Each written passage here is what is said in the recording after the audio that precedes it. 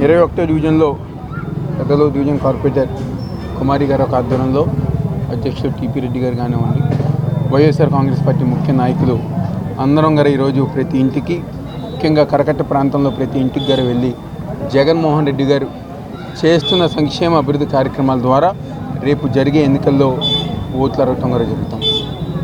చాలా సంతోషం. ఎందుకంటే 4 రోజుల క్రితం గారు 21వ డివిజన్లో మేము తిరిగినప్పుడు గారు మంచి స్పందన, మహిళలు పెద్దలు ప్రతి ఒక్కరి గారు మంచి స్పందన లభించి ఎట్టి పరిస్థితుల్లో ఈసారి జగన్మోహన్ రెడ్డి గారికి వైఎస్ఆర్ కాంగ్రెస్ పార్టీకి ఓటేస్తాం, మాకు సంక్షేమ పథకాలు అందించారు, మా ప్రాంతంలో అభివృద్ధి కార్యక్రమాలు చేశారు, ఏది కష్టం వచ్చినా ఏ ఇబ్బంది వచ్చినా వైఎస్ఆర్ కాంగ్రెస్ పార్టీ నాయకులు, వాలంటీర్లు, సచివాలయ సిబ్బంది మాకు అండగా ఉన్నారు.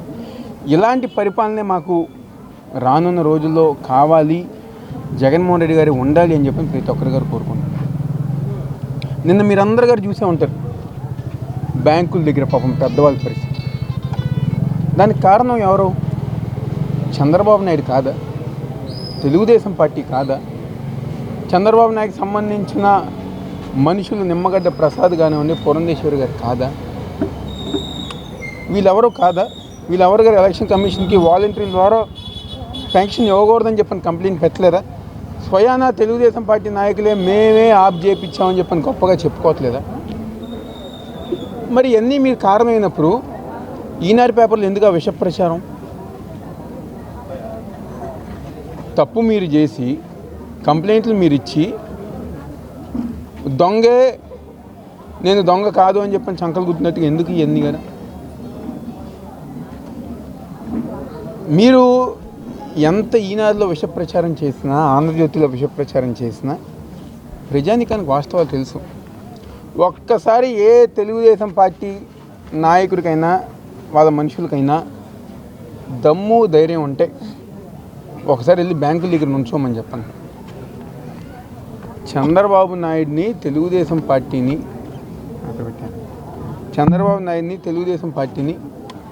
ఏ విధంగా శాపనార్థాలు పెడుతున్నారు?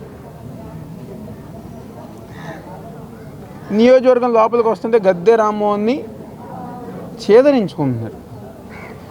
10 సంవత్సరాలు ఎమ్మెల్యేగా అవకాశం ఇచ్చామే, మా ప్రాంతంలో ఒక్కసారిగా తిరగలేదు, ఒక్కసారిగా పర్యటించలేదు, ఎటువంటి అభివృద్ధి కార్యక్రమాలు చేయలేదు, ఏమీ గారే చేయలేదు. మళ్ళీ ఈరోజు ఏ మొహం పెట్టుకుని గద్దె రామ్మోహన్ ఓట్ల కోసం వస్తున్నారని చెప్పని ఛేదరించుకుంటున్నారు. అందుకే ఆయన తిరగట్లా. మీరు గమనించండి, గద్దె రామ్మోహన్ సరిగ్గా తిరగట్లా. వాళ్ళ కుటుంబ సభ్యులనో లేకపోతే వాళ్ళ పార్టీ వాళ్ళనో వాళ్ళు వస్తున్నారు, కానీ గద్దె రామ్మోహన్ రాట్లా. ఎందుకంటే ఎక్కడ గద్దె రామ్మోహన్ వస్తే ప్రజానికం తిరగబడి గద్దె రామ్మోహన్ మీరు ఎదురు తిరుగుతారని చెప్పిన భయంతో ఈరోజు కొత్త మొహాలు పంపిస్తున్నారు. ఏమవుతుంది కొత్త మొహాలు పంపిస్తే? గద్దె రామ్మోహన్ చేయని కార్యక్రమం చేసినట్టుగా ఉంటాయా? ఈరోజు ఇంకో పక్క గద్దె అనురాధ గారు ఏ ప్రాంతానికి వెళ్ళినా ఎక్కడైనా అభివృద్ధి కార్యక్రమం జరుగుతుంటే అది ఆప్ చేయాలని చెప్పని ఎలక్షన్ కమిషన్ కంప్లైంట్ పెడుతున్నారు. మన కొనుగోలులో కంప్లైంట్ పెట్టారు, ఆ రోడ్డు వరకు ఆప్ చేయించారు. ఎందుకు ప్రజానికం మీరు కక్ష సాధింపు? ఏం తక్కువ? ఎందుకు ప్రజానికం ఏం తప్పు చేశారు? మీ భర్త గారికి 10 సంవత్సరాలు ఎమ్మెల్యేగా అవకాశం ఇచ్చారు కదా, ఈసారి ఓడిపోతున్నారని చెప్పని కక్ష సాధింపు. లేకపోతే మీ బంధువులు, మీ మరిది గారైన గద్దె రమేష్ గారికి కాంట్రాక్టర్ల కోసం, ఎందుకంటే గత 5 సంవత్సరాలు తెలుగుదేశం పార్టీ హయాంలో గద్దె రామ్మోహన్ తమ్ముడైన గద్దె రమేష్కి మంచి చేకూరాలని చెప్పని ప్రతి కాలనీ దగ్గర కాంట్రిబ్యూషన్ తీసుకున్నారు. ప్రతి కాంట్రాక్ట్ గారు గద్దె రమేష్ కన్సైగిల్లోనే జరిగింది. రోడ్డు, డ్రైనేజు, పార్కు ఏది చేయాలన్నా గద్దె రమేషే కాంట్రాక్టర్. కానీ తీసుకోండి, ఆ డబ్బులతో గద్దె రామ్మోహన్ కాల్మని నడిపింది వాస్తవం కాదా? ఆ డబ్బులతో గద్దె రామ్మోహన్ పేకాట ఆడిన మాట వాస్తవం కాదా? ఆ డబ్బులతో గద్దె రామ్మోహన్ ఐపీఎల్ బెట్టింగ్ ఆడిన మాట వాస్తవం కాదా? ఒకసారి కాదని చెప్పండి, ప్రమాణం చేయమని చెప్పండి రామ్మోహన్ గారిని. ఏ గురికి వెళ్దామని చెప్పండి.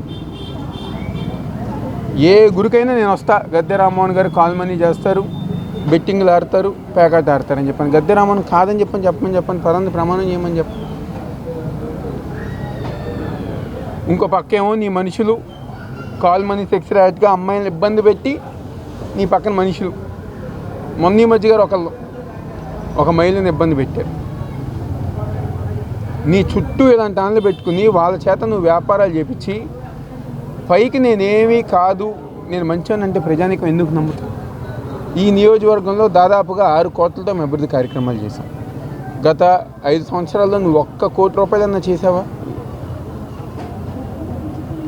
ఈరోజు మేము ఎక్కడికెక్కడ వెళ్తుంది, కర్రకట్ట ప్రాంతంలో కమ్యూనిటీ హాల్ కట్టింది ఈరోజు జగన్మోహన్ రెడ్డి గారి ప్రభుత్వం. వచ్చి చూసుకొని కావాలంటే ఏపీఎస్ఆర్ఎం స్కూల్లో వాకింగ్ ట్రాక్ ఏర్పాటు చేసిన జగన్మోహన్ రెడ్డి గారి ప్రభుత్వం.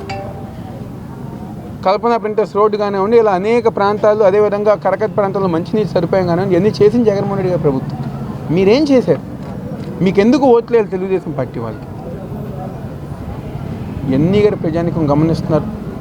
రేపు జరిగే ఎన్నికల్లో వైఎస్ఆర్ కాంగ్రెస్ పార్టీకి మే 13న మీ యొక్క అమూల్యమైన ఓటు ఫ్యాన్ గుర్తుపై వేసి ఒక్క అవకాశం ఇవ్వండి.